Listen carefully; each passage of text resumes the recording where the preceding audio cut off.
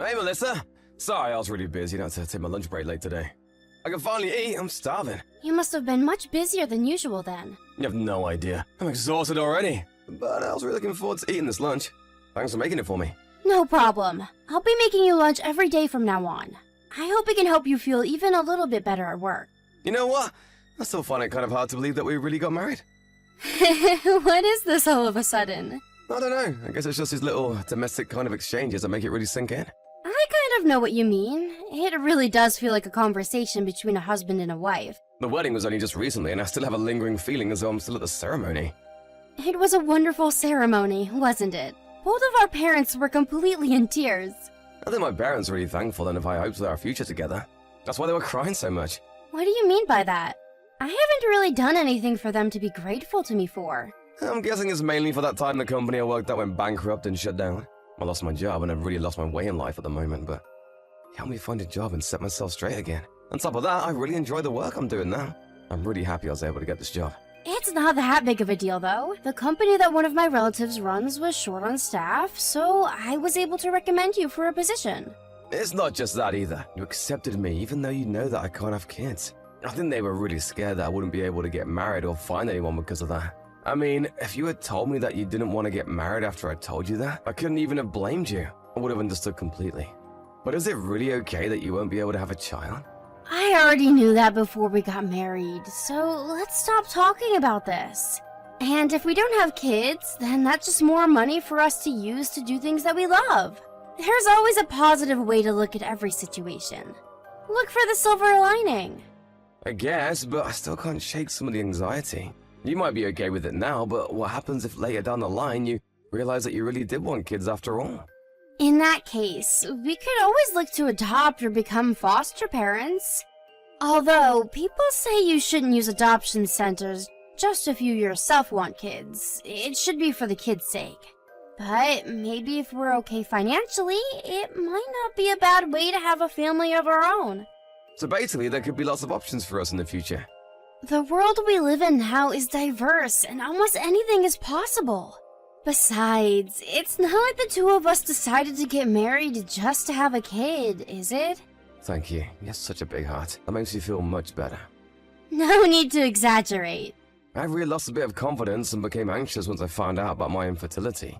But if you're okay with being with me as I am, then I'm not gonna look down on myself anymore. The issue can end here. That's good to hear, but I didn't really do anything special. I just fell in love with you, and then we got married. That's it. I'm really lucky to have been able to marry you. I can't wait for our future together. Hey, do you want to come shopping with me tomorrow? It's your day off, right? Sorry, I can't. I got called into work tomorrow. What about going next week? I don't know if I can go next week. I think tomorrow is the only day that really works for me. There's something in particular that you wanted to buy? I wanted to look for a wedding gift for Allison. She's having a wedding party for all of us instead of a ceremony, remember? I wanted to make sure I got a gift and was ready to give it to her by that day. Oh, that's right. You'll be able to make it with me to the party though, right? Of course I will. Some other people I know are going there too. But if it's for Allison, we better make sure to get her a nice gift. You know how we all went to the same high school, right? Were you ever in the same class? No, never. But we still saw each other in the halls and events and the like. I just know her face. I don't think we ever spoke while we were at school. So you guys only started speaking after we started dating? That means since the reunion. I guess so. In high school, I never thought that we would ever end up together. I mean, we also never spoke while we were at high school, right? No, we didn't. Even at the high school reunion, I honestly had a hard time remembering your name and your face. I guess I never made much of an impression there. To be fair, I didn't remember you very well either. You remembered Allison better, didn't you? I mean, she has always been really pretty and stands out wherever she goes. She's super intense in lots of different ways. You guys are old childhood friends, aren't you? Yeah, we've known each other since kindergarten. Well, that's a long time. It really, really is. But I don't think we would have been friends if we hadn't known each other since then. Our personalities are totally different after all. Yeah, she seems like she acts like a little princess. You see, her father is the owner of a pretty big restaurant chain. When we first became friends, it was still a pretty small business, but it's gotten pretty big since then. Plus, her fiancé is also super rich. What does he do? But his father also apparently owns a bunch of properties and stocks too. I guess money really does attract more money. I know she's your friend, but to be honest, I've never really been sure how I feel about Allison. Ever since high school. Not sure in what way? As in her personality? I mean, she's pretty selfish, right? I remember that whenever there was any trouble or fuss at school, she was sure to be the cause of it. I'd always think how spoiled she must have been growing up to act like that. Don't get me wrong though, it's not like I hate her or anything. I definitely can't deny that she can be selfish sometimes. But she really is a good person deep down. She'll do anything when it comes to her friends. There's a real strong sense of loyalty that she feels for them. Oh really? I wouldn't have expected that. What I'm really surprised is that she's not having a full wedding ceremony. I would have expected her to throw a crazy extravagant one. But then she decided just to have a small party instead. Well, she did have a wedding ceremony, but it was for family only. It was in Hawaii. Ah, I see. At a location wedding. I guess that's how rich people do things. Her husband is from Hawaii, so most of his family is there. That's why they decided to just have a small party for friends on the mainland. Apparently, the party is still costing them a whole lot of money, though. Really? Just for the party? I think even just the rent for the hall is already super expensive. It's right by the sea, so it must have been pricey. It's kind of lucky for us, though, that they did a family one in Hawaii and then one for us here. We would have had a tough time being able to pay for a trip all the way out there just for a wedding. You're right. Vacation weddings are really nice, but are quite difficult for the guests. I guess even rich people can be thoughtful of others sometimes. Especially Allison. I'm looking forward to it, though. I wonder what kind of party it'll be. Hey, Melissa, how could you? Allison, what do you mean? What's going on? Don't play dumb. When did you have a kid? Why didn't you tell me when you were pregnant? You told me that you don't even want kids in the first place, and then you go and have a kid without saying anything? Allison, what? I really don't know what you're getting at. I'm talking about your baby. I know that we've both been really busy and haven't even had time to see each other since you got married, but does that mean you just forgot about me? You should have told me. We could at least have celebrated the birth together. Allison, I don't have a kid. Where did you even get this from? Don't even try to lie to me. It won't work. Why did you keep it a secret? I'm seriously upset about this. I'm not lying or trying to trick you here. I honestly don't have a kid. If you don't believe me, go ahead and call my parents and ask them. You have their number, right? If you don't have a kid, then whose baby was it that I saw? What baby are you talking about? I've got no idea what's going on here. I just saw John a little while ago. He just stepped out of the hospital. What? John was at the hospital? Yeah, and he was holding a baby in his arms. I figured you guys had gone in for a checkup. It looked like he was just waiting for you outside. I didn't go there today. I was nowhere near the hospital. I went out shopping on my own this morning and was doing that all day. I wasn't ever pregnant either. I mean, I can't get pregnant. What do you mean you can't? This is just between you and me, okay? But John is infertile. We can't have kids. That's why I told you that I don't want to have kids before. The real reason is that we can't. Oh, really? I didn't even think that may have been the case. Well, it's not like we wanted to go around telling everyone the real reason for it, you know? That's why we just tell everyone that we don't plan on having kids. It makes it much easier. Then what was John doing there? I don't know, but John said that he had work today. Are you sure you didn't make a mistake? No, it was definitely him. There's no way I'd have made a mistake. I mean, I've met and spoken to him so many times at this point. But I don't have a kid, and I wasn't ever pregnant. It couldn't be him. But if you're sure it was really him, then what on earth was he doing there? Does John have any siblings? Maybe he was looking after one of their kids. He does have an older brother, but I've never heard anything about his wife being pregnant. Besides, he told me that he got called into work today. Why would he lie about that?